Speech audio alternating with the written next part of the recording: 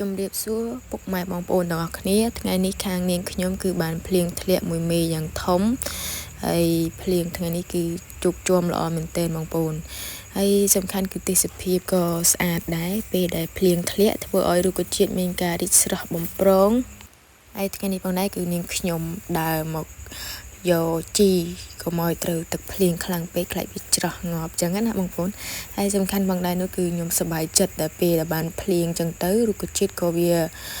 មានការលូតលាស់ល្អហើយស្លឹករបស់វាក៏ខៀវល្អដែរបងប្អូនដើម្បីឲ្យវាបន្តការលូតលាស់ទៅមុខទៀតហើយ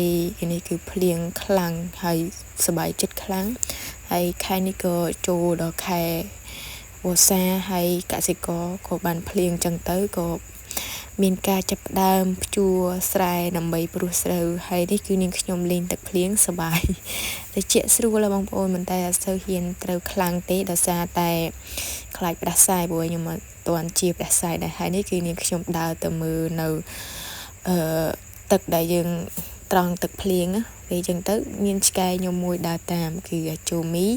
គឺឆ្កែនឹងឆ្លាតមែនតើបងប្អូនហើយសំខាន់គឺដើរ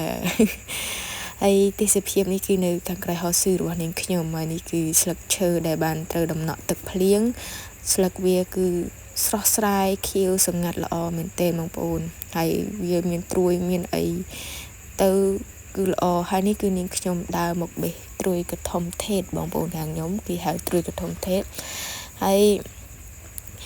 ក្រោយពីភ្លៀងទៅរុក្ខជាតិកាន់តែរីកស្រស់បំព្រងខៀវ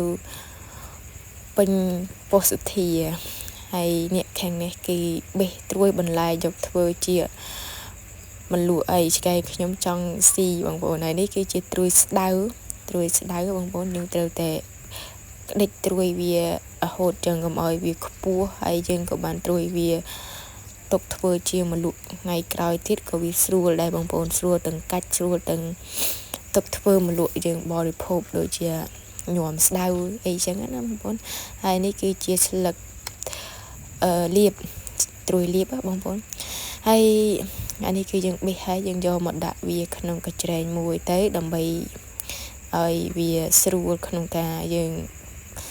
បេះបន្លែហើយនេះគឺខ្ញុំមកគ្រីតតួននៅវាស្រែដែលយើងធ្លាប់ដាំបន្លែពីកាលខែប្រាំងគឺយើងដាំបន្លែតួននៅហ្នឹងហើយឥឡូវទៅវាលាស់មកវិញទៀតហើយបងប្អូនហើយសំខាន់គឺ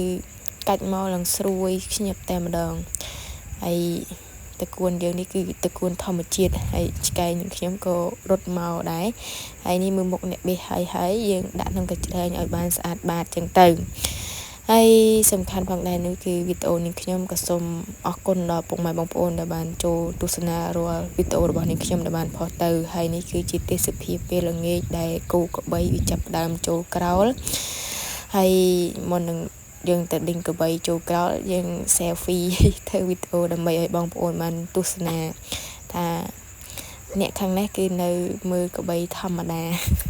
ហើយខ្វៀលក្របីធម្មតាបងប្អូនហើយខែដែលប្រាំងយើងលេងវាខែភាសាយើងចង់វានៅជាការអញ្ចឹងណាបងប្អូនហើយយើងជិតដល់ខែធ្វើស្រែយើងចងវាកុំឲ្យវាដើរទៅណាឆ្ងាយ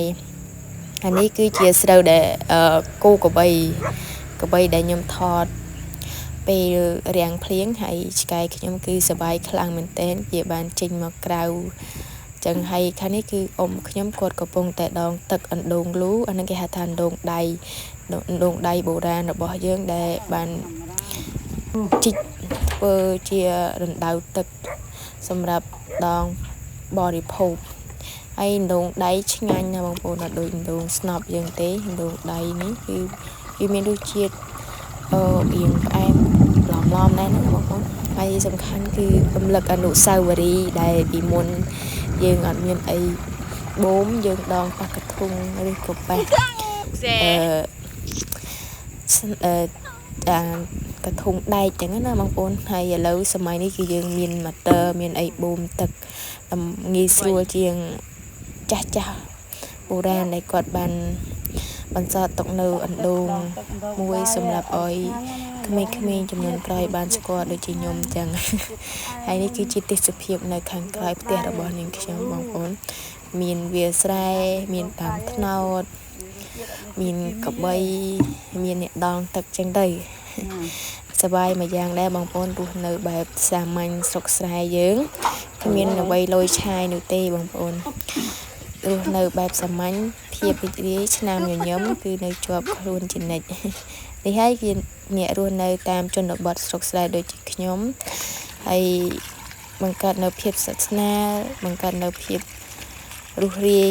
ទំនាក់ទំនងជាមួយអ្នកជំនាញខ្លួនរបស់យើងហើយក្រោយពីដងទឹកហើយគឺអ៊ំខ្ញុំគាត់ងូតទឹក